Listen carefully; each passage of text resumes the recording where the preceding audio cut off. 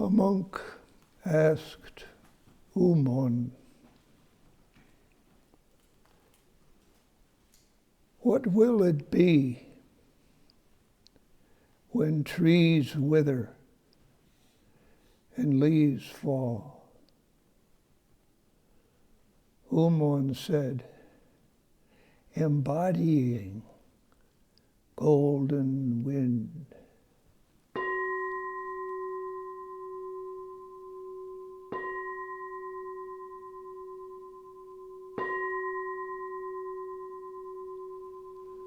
Please sit facing toward me.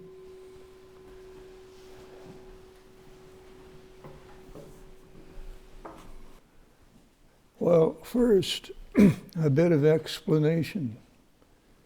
When the trees wither, they die, right?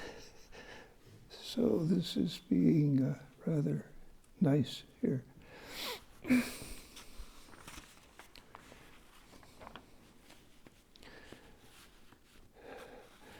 So what I'm going to try to do, with a lot of help, is first, what is golden wind? And second, how might we embody it?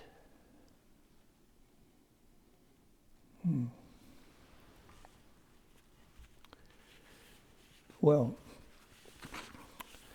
long ago, here at DBZ,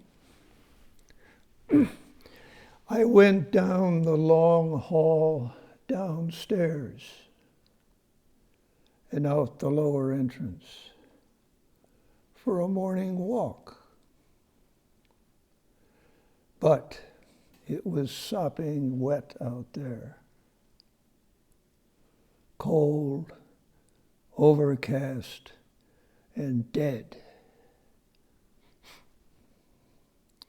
So I thought, later, if at all later, and came back in. Well, trying again about an hour or so later, the hot, bright sun and stiff, cold wind together had me so refreshed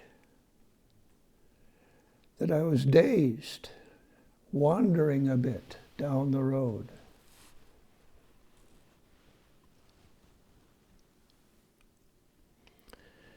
And so I came to the first turn in the road, turns like this, with that big, clear, excuse me, my voice is gone because of DBZ.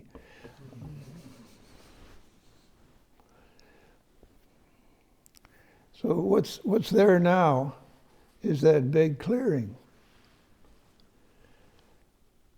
But then it was woods full of sugar maples.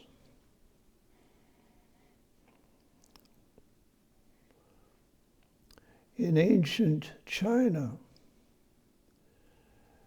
a monk asked Umon Bunyan Zenji, he said, "What's it like when the leaves fall and the trees die?"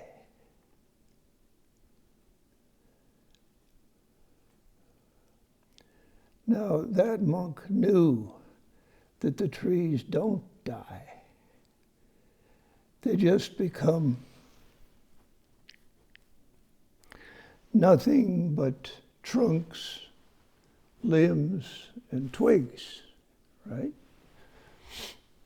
So they seem to die in the fall. Seem.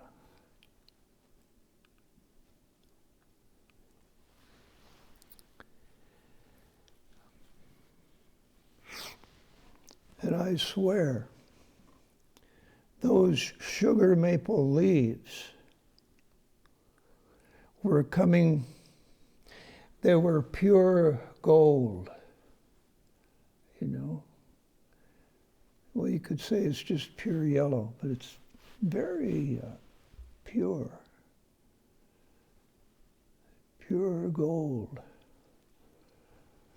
And they were coming down, riding the wind, right into my face,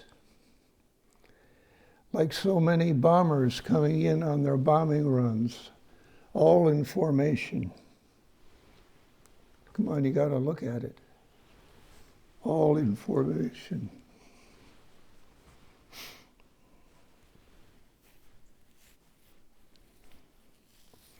Those leaves were already over the ground, all over the ground, all over the ground. Only about an hour or so later.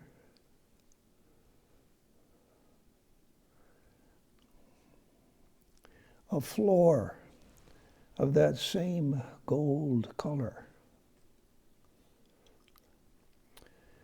So the air itself,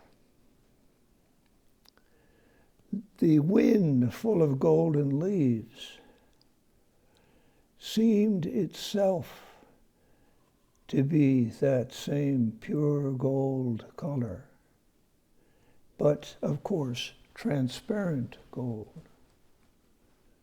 You may know that our ordinary eyes, especially including if we're in good eye health, right? Still, if it sees gold all around and no color here, it will see gold here too. It's an imperfection in our eyes. So maybe you don't believe me when I say the air seemed gold too, but there it was.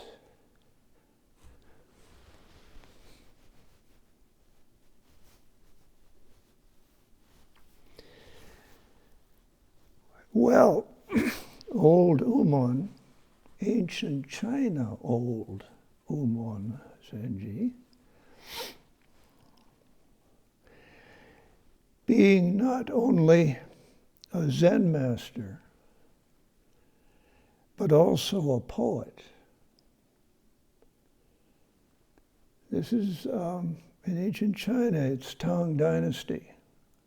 So it's sort of a land of poetry.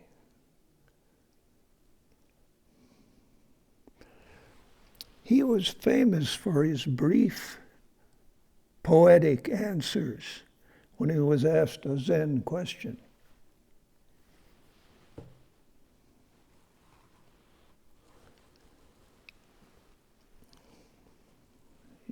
With poetry, very short poetry.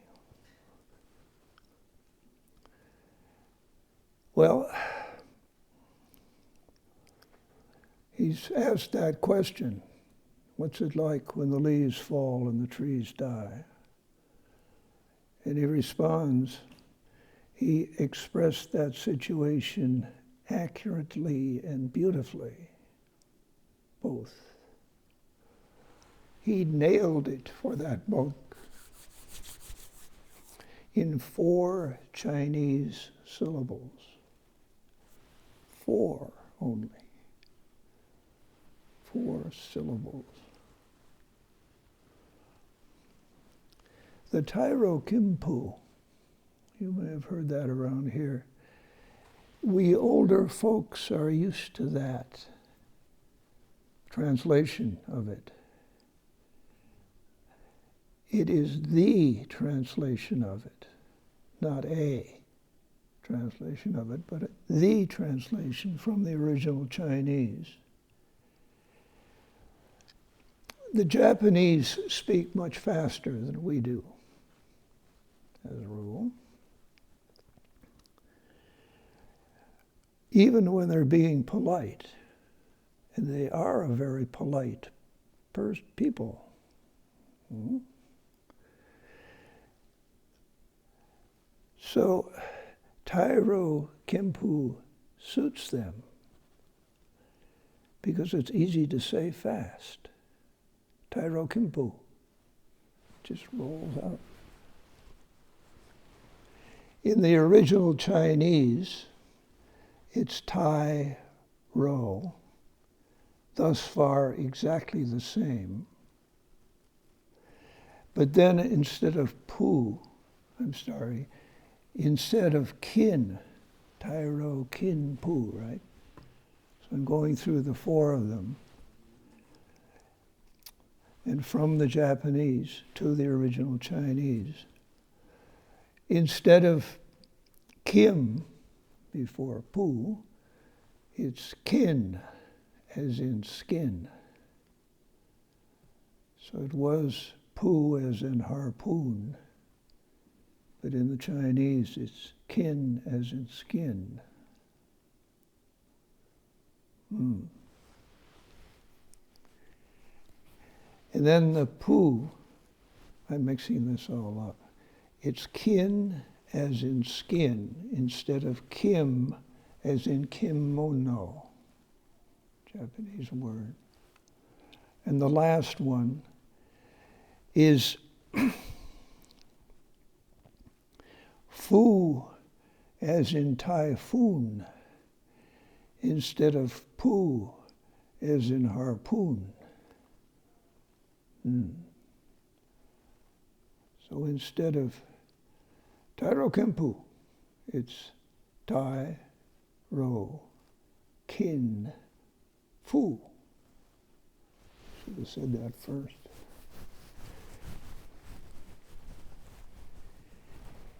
But I said each syllable of it, Tai Ro Kin Fu, the way the Japanese heard the Chinese say it long ago. Because I, and we, and even the Japanese, find Chinese hard to pronounce. So let's not make things any more difficult for ourselves than we have to.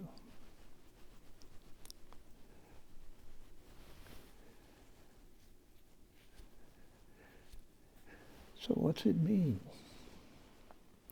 So I'm going to translate from back to front because it's easier. I'll start with Fu and go back to Tai. Fu means wind. Even a mighty hurricane, like so many bombers coming in on their bombing runs right into my face, right? You understand. Does anybody else?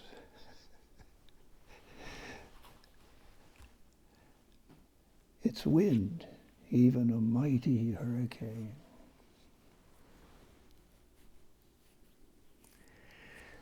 Kin, so it means wind.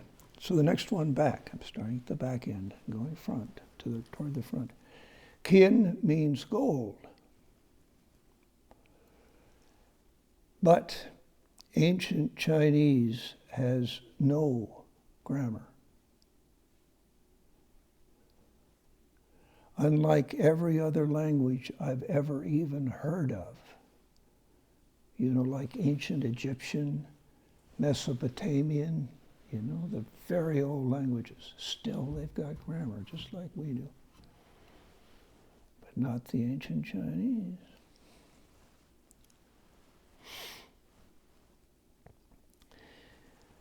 So we just apply English grammar to it.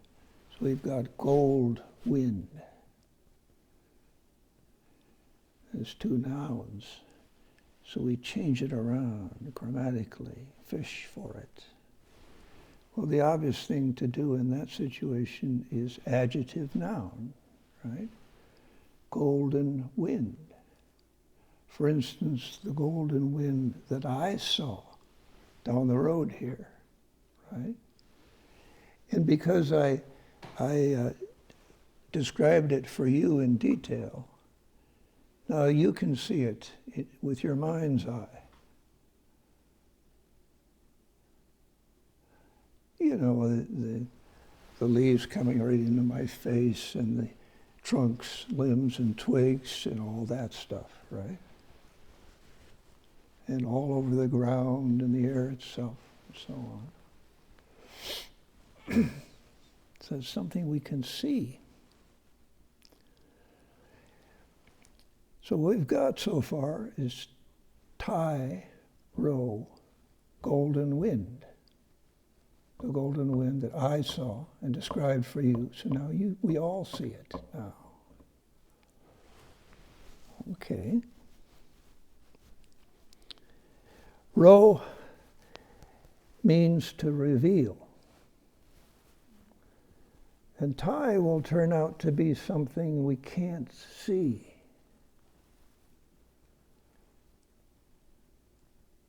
Revealed with that golden wind that we can all see now. See, it's something we can't see, and then the metaphor for it is something we can see. That's called a visual metaphor.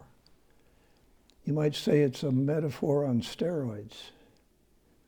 It's better, it's the best possible metaphor. You can actually see it. It comes into sight, it comes into vision. Something we can't see, now we can.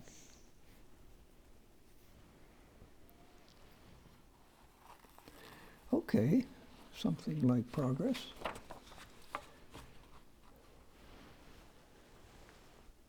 Tai.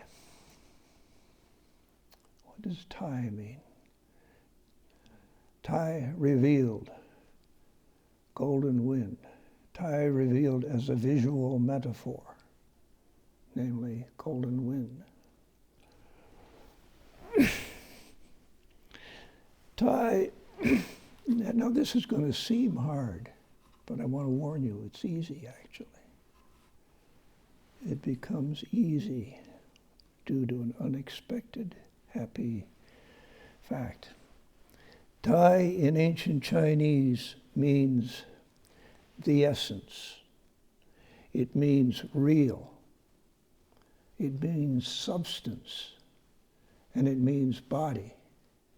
Are we impressed? You know, with those four things, right? They're all very impressive kind of words, right? Well, what you do in this case, and this is the best advice it seems, what you do is string these words together in a sentence.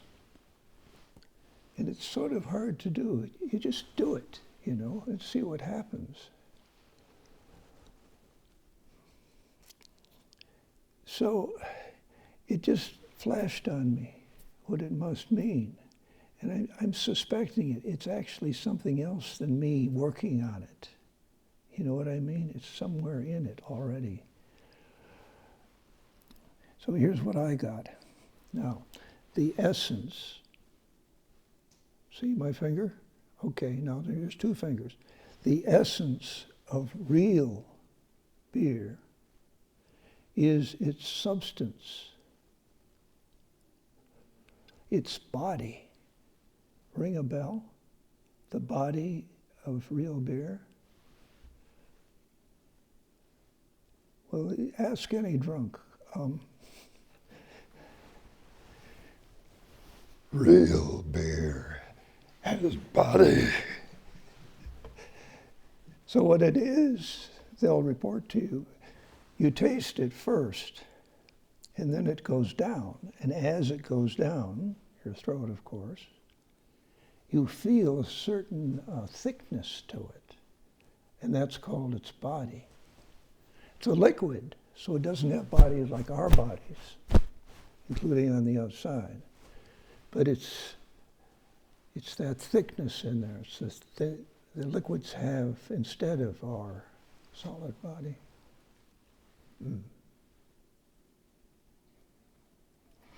So in general, that body of a liquid, the body of a liquid is the thickness, if there is any, in it.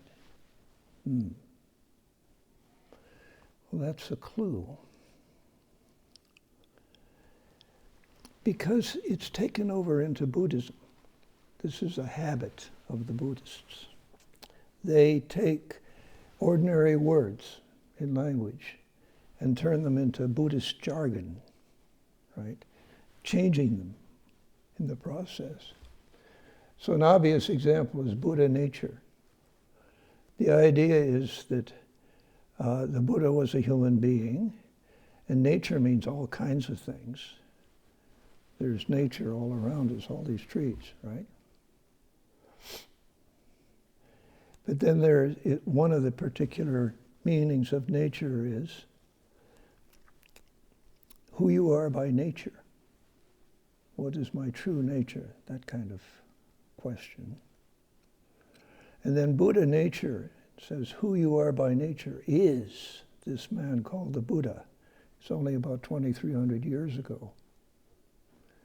Sounds rather unlikely that we would be, it sort of sounds very difficult because of the distance, somehow.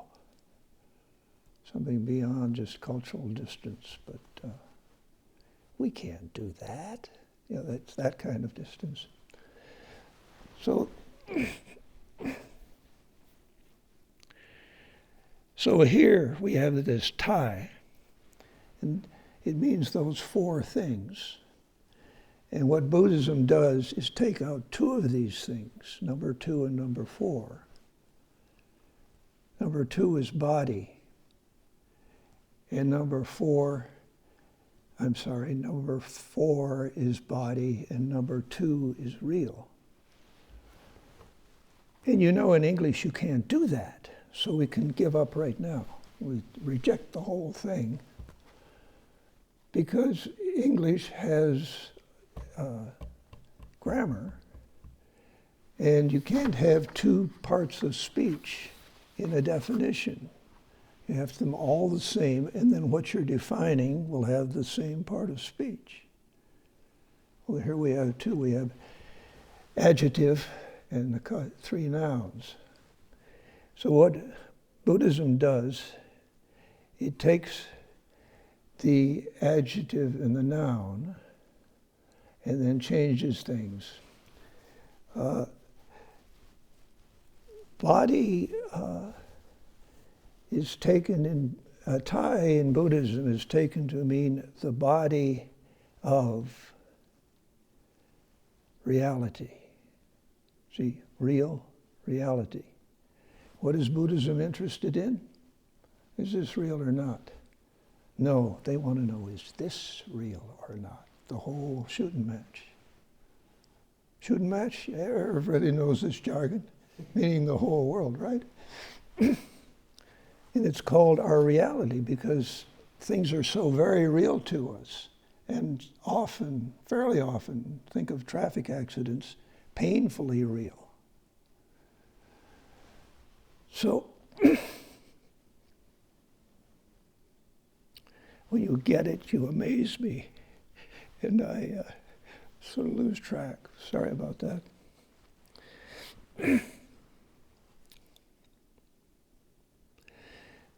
So we have the body of, and because it's the body in beer or in any liquid, then it's going to be the body in this reality of ours. Okay.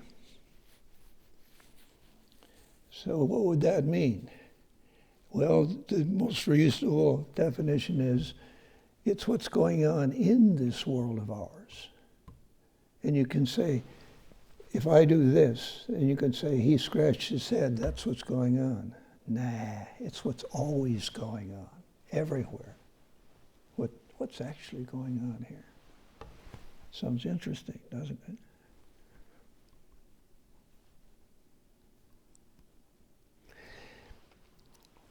But then there's another problem here, is that everything in this whole shooting match, excuse my sort of bad English, but everything in this whole shooting match is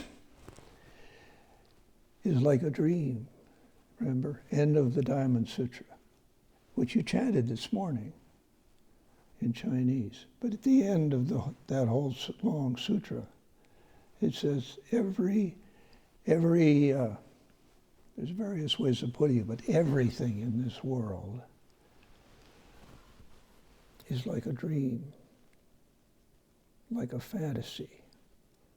It sounds rather nice, but the hippie way of putting it, I think, is it's like a movie. It's nothing but a movie. It's nothing more than a movie.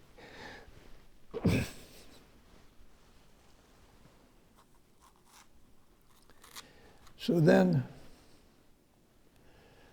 we're trying to find what's actually going on in this world of forms, colors, and experiences that's unreal. We've now got 4 different words for why it's unreal, right? 3 of them coming from the Diamond Sutra, and the other one coming from the hippies.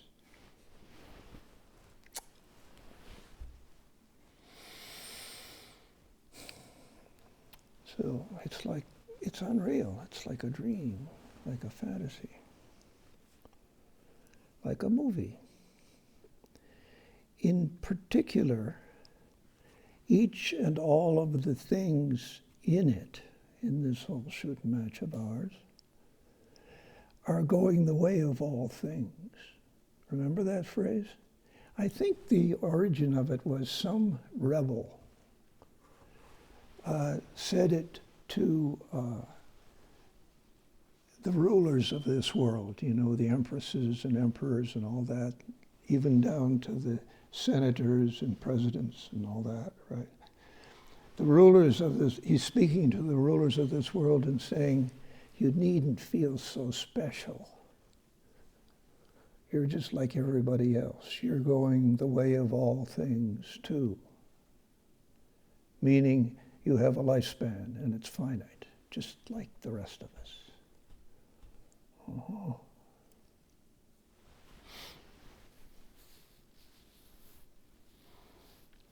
So each and all of the things in this world of ours, things in, are going the way of all things. They're going away.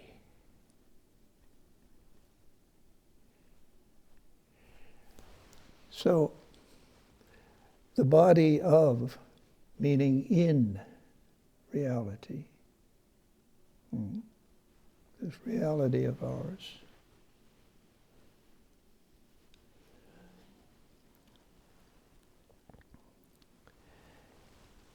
the body of, meaning in, this, quote, reality of ours. Because none of these things are real. And therefore the whole thing is unreal.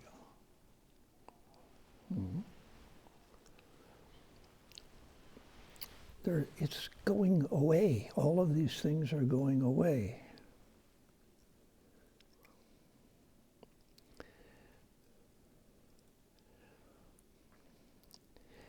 So there's 2 kinds of things here, the living and the non-living. The living have lifespans, unpredictable,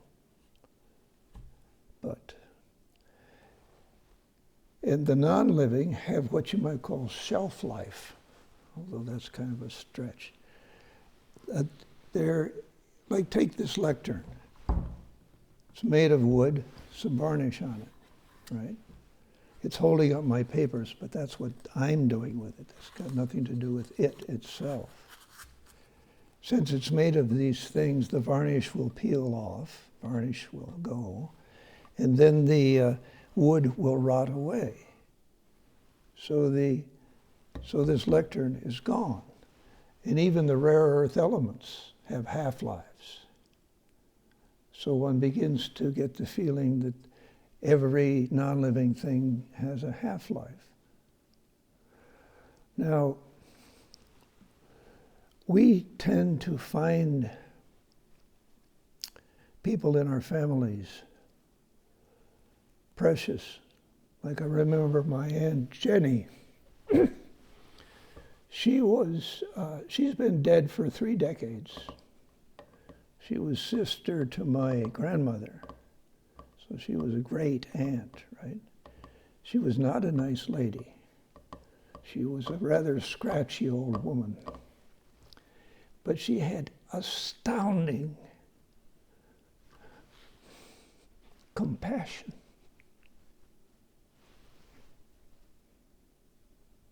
Astounding.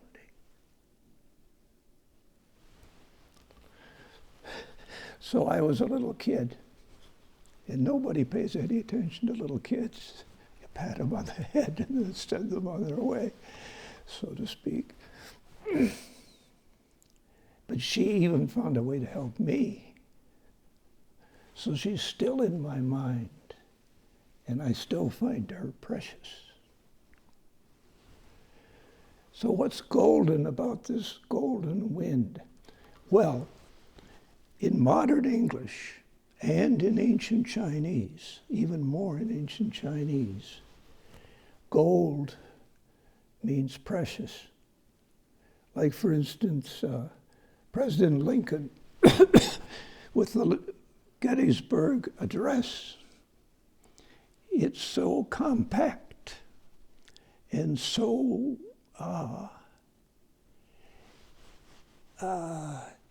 completely appropriate to the occasion. It's the Battle of Gettysburg, right? So we think of that, those are golden words. They're a bit old now, but still golden. But then we do it with people too, like my Aunt Jenny. But then we do it with pets too. And with animals in animal jail, zoos.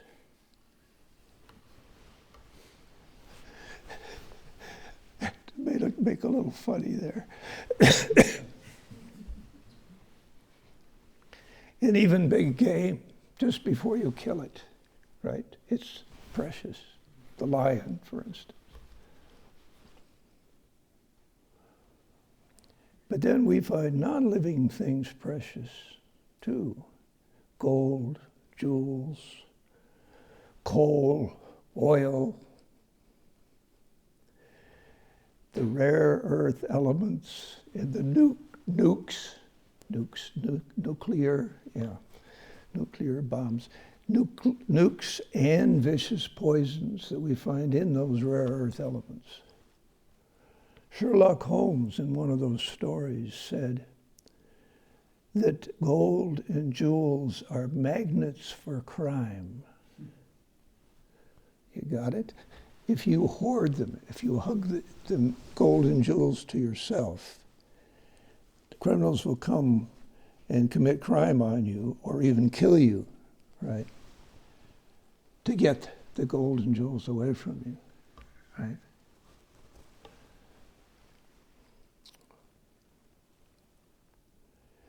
And the Hopi people, they're called Hopi Indians, but they aren't from India. I like the sense of humor of what he laughs at my jokes.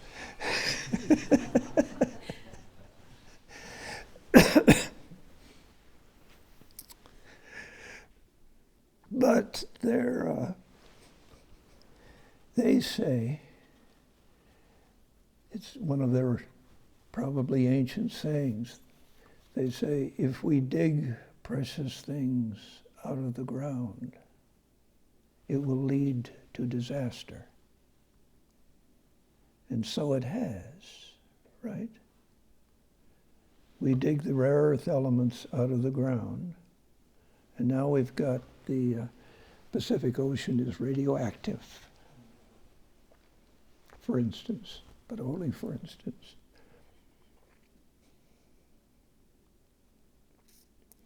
Hence, global warming screws up the atmosphere, you know. I mean the coal and oil, but we'll probably get around to the nukes doing it too. You know, poison the water and so on.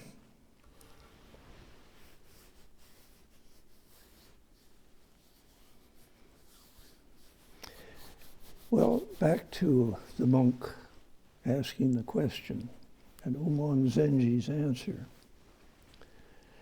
The monk seems to know what he's after. Remember that word withered, meaning dead? That monk seems to know what he's asking for because his intentional error, it's just a mistake on purpose. He says, what's it like when the leaves fall and the trees die? And he knows they don't die. So why is he asking it like that? He's telegraphing to this Zen master, Umon, who is pretty good at reading telegraphs, you might say. Pretty good at peculiar questions. He might be able to answer them better than you could if they were just the same old questions. What the monk is interested in this, the Zen master thinks that that's what he's probably interested in, is death. Well, interested in it, disturbed by, unable to figure it out. You know, like what's the point and all that kind of question. So he wants death in the answer. See, that's what he's telegraphing. I want somehow you to talk about that for me. Okay. And then Umon makes his own mistake in the answer. And the answer is, remember, I was looking at all these gold leaves. That's because it's sugar maples. It was sugar maples in that woods. But you know as well as I do that in the fall we get all kinds of colors, depending on the mix of trees, of course. Right? It runs through a good part of the rainbow. All those different colors on the ground, just like fire, because there's so many colors at once. So anyway, on the ground. So they're not all gold. So why is he calling it golden wind? This is not just about the fall.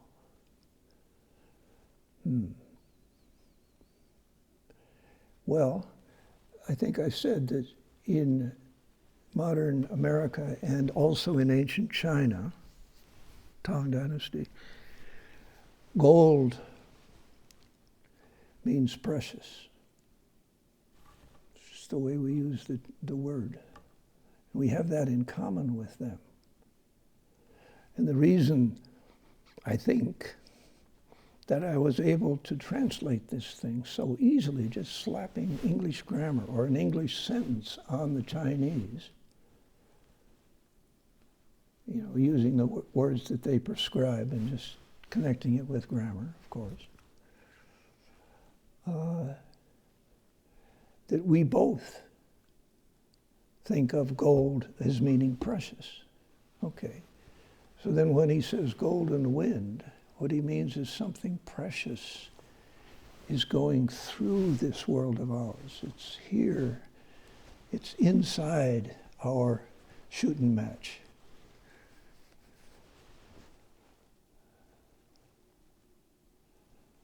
And what it is simply what I already explained, that every cotton-picking thing in the whole shooting match is going the way of all things.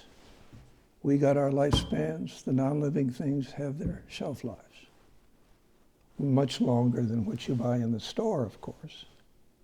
But still, you watch it going on. We watch it going on. So then when he says the body of reality, not outside, but in this reality of ours, the body that's inside it, what's actually going on in here, is the whole thing is gone with the wind. Not all at once, It's like different strokes for different folks. Different people find different things precious. But if you look over history, human beings has found everything we can possibly imagine in this world of ours precious, one time or another, one way or another. And if we don't agree with them, then we call them perverse or something like that.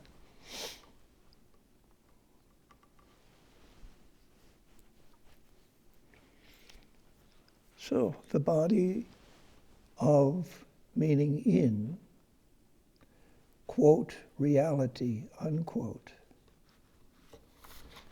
revealed as a visual metaphor, something we can see for something we can't see. It's golden wind. So what makes it, we can see it for something we can't see, is that we take gold as meaning precious, which we can't see. We can see the gold.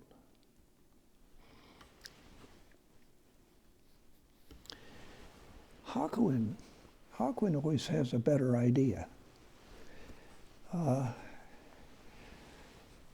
You know, ordinary words that we like, then he finds better ones, somehow better. So in this case, Hekigan called this body of reality, see, which Umon called golden wind. That's what's actually going on here. He called it tranquil extinction. Well, the extinction part, we may not like it, but it's clear, right? Every cotton picking thing in the whole shooting match is going away, away, away. So it reminds me of Jehovah, that he must have done a great job. There's nothing wasted here. Everything, whatever comes in goes out again. But anyway, we'll leave that to Jehovah and not mess with it.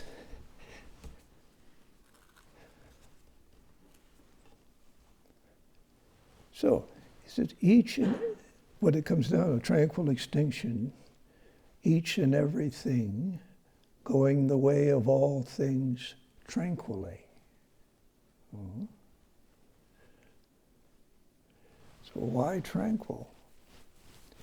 Believe it or not, Franz Kafka, Jewish, in Prague, the oldest city in Europe,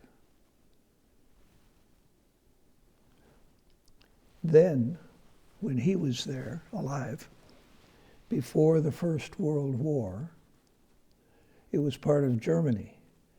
You know, this was the Holy Roman Empire, you know, and it's all these little tiny states. If you have a castle you can defend, then you get rather independent and you become part of the empire, the Holy Roman Empire. But it's not an empire, but that's the name for it. So Prague was one of these. It was just one city in Germany. So Kafka writes in German, and he's Jewish. He's in Prague, the oldest city in Europe. And then before the First World War, it was a part of Germany. So he wrote short stories and a couple of novels in German. And then they've been translated. And he is, of all the authors I've ever tried to read, he's the easiest. No difficulty at all reading through all this stuff. But deep. So I'm warning you. He's easy, but deep.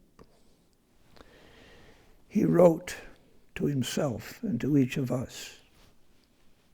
So here's something deep that he wrote about being that tranquil. How tranquil? Tranquil extinction, tranquil. Right? Extinction, in the face of extinction. Can you take it? Can you get along with it? Can you live with it? Can you die with it?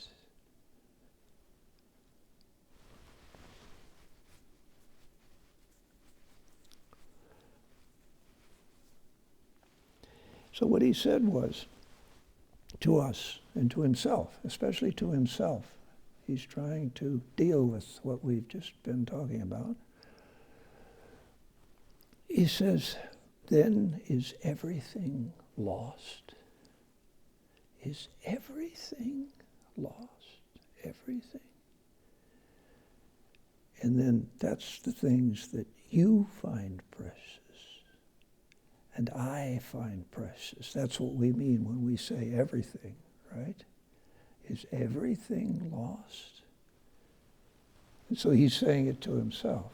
The things that he finds precious, are they going to be gone too? And then he says it. He answers his own question. He says, nothing was lost. Nothing was lost. Nothing. Nothing was lost. That little word in the middle, did you catch it? I didn't for a while. Nothing lost was lost. All he's saying is, so far, so good.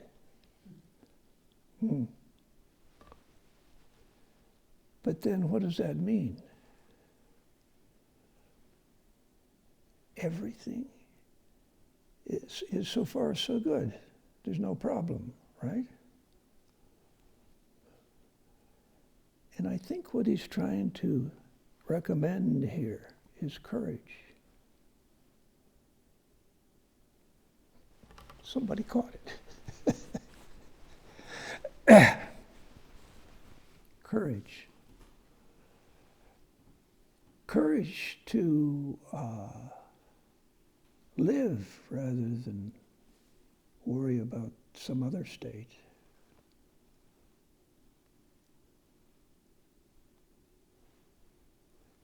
There's no reason to expect something either precious or something we don't like at all when it happens. So there's no real reason to cower. Say, with courage. I'm quoting almost a short story. Conan Doyle, he wrote Sherlock Holmes, but he didn't like Holmes at all. I think he did it for the money. But what he wanted to write was medieval novels. And in this, his masterpiece in the way of medieval novel was the White Company.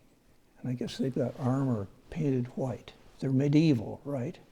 So they're tromping around in the forest, right, in this white armor, whatever that is. The White Company. And one of them shouts to the others, he says, "Courage, comrades, the devil is dead," right? But that's the medieval way of thinking about these things, right? Courage, comrade, the devil is dead.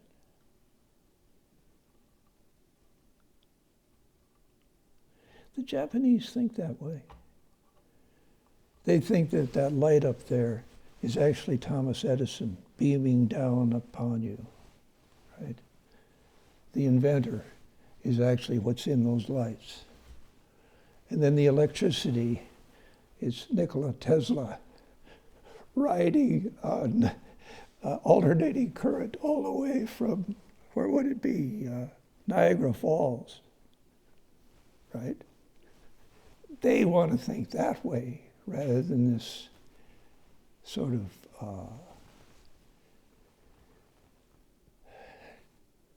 it's actually a form of cowardice, I think you could say. And if you think of our tradition here, it won't die with this body or that body or any of these bodies. So, what is as Kafka said, so far so good. And Bob Dylan sang about that tranquil extinction of Hekigan. The song is, I think everybody knows it, it's an old one.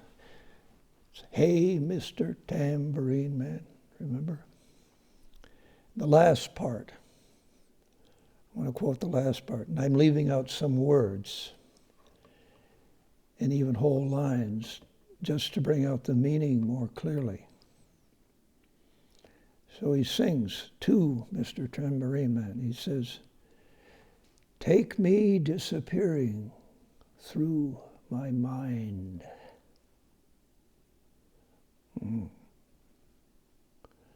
Down the foggy ruins of time."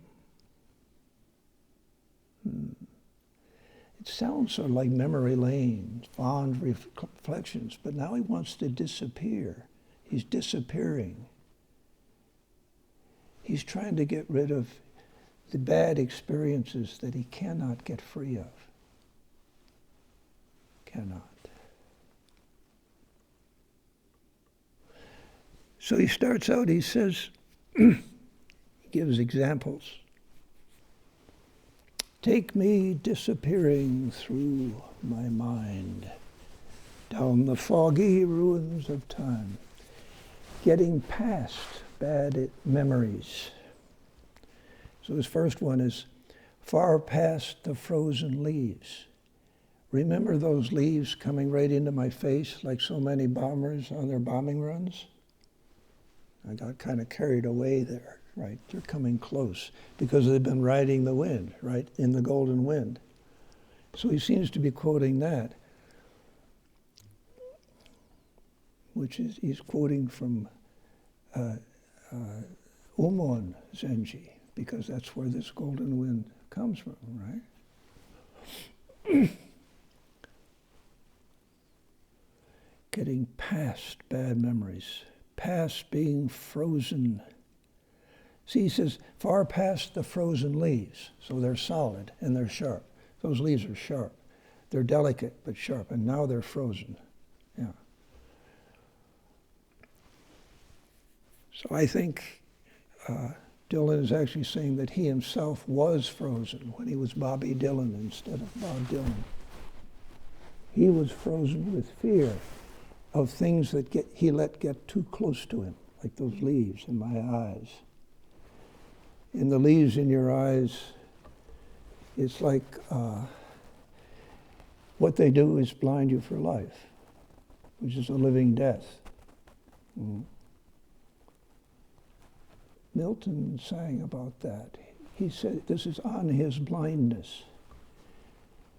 When I consider how my life is spent, ere half my days on this dark world and wide. And that one talent, that one power, the power of vision, and that one talent which is death to hide. There's the stare of death, and then the living close the eyes because they don't want to look at that anymore. That one talent which is death to hide, lodged with me useless, blind for life. The eyes are there, but they don't function at all. A living death. So that's what Bobby Dylan was so afraid of, and he wants to get free of that fear. He wants to get past that experience, which hangs on in his mind. It's not just a memory. And then he says, far past, far past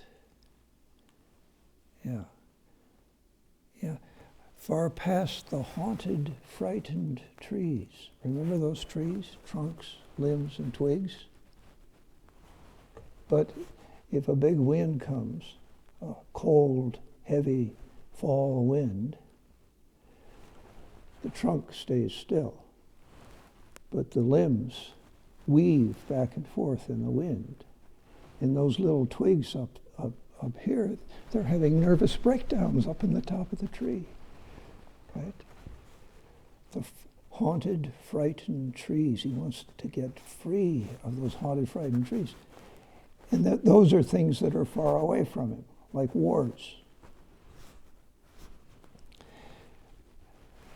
Like Russia versus Ukraine, like the European Union versus Putin, like Biden versus Trump, like Rand Paul. He's a senator now. He looks like a kid, but he's a senator with this voice. It's just dripping with self-respect, right? And he's sticking it to Fauci, this nice little Italian guy who never hurt anybody. The wars go on and on and on, and they're too close.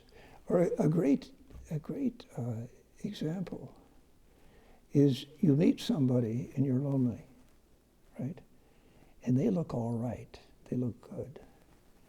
And so you just go up and befriend them, just like that. And then you find out what they've done wrong. And you don't have, wrong for who and all that. That's not it. They're wrong. And then you and they, your delusions and their delusions are not quite in sync. So then you can't leave each other alone and you can't get along either. So they're called frenemies, right? And so this is the war with people who you thought you might make friends with at various times, which is too close. See, that's a downside. The only thing that can get you to treat each other decently is a neutral third person. Or nature, maybe. If you get distracted by nature, you can do that. But there's no other way out that I know of.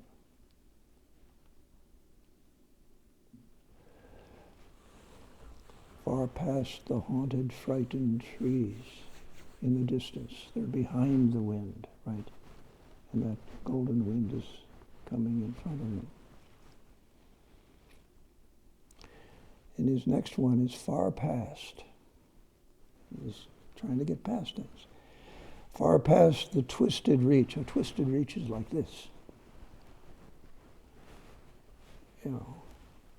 You'll find it in Monty Python's best, last, worst movie.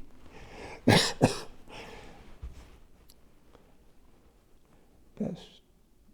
worst movie. The meaning of life. Are we impressed? So the last part is about death, and the twisted reach is in there. So it's like twisted reach like this. Ah!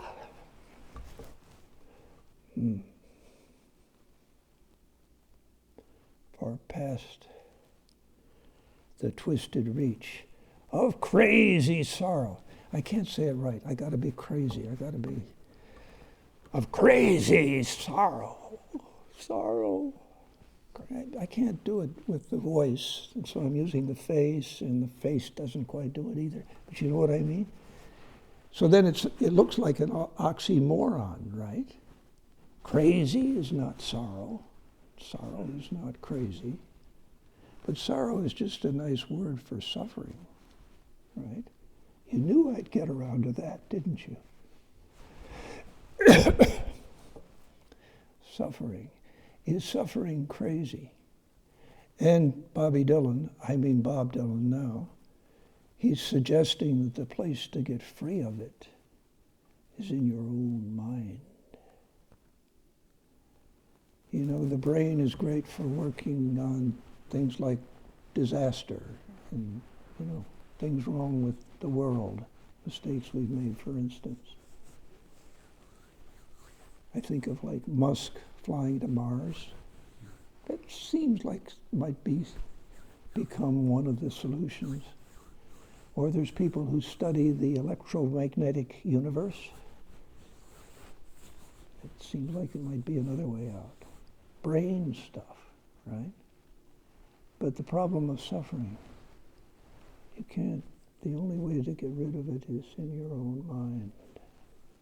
I think, he thinks, not brain, mind. Hi.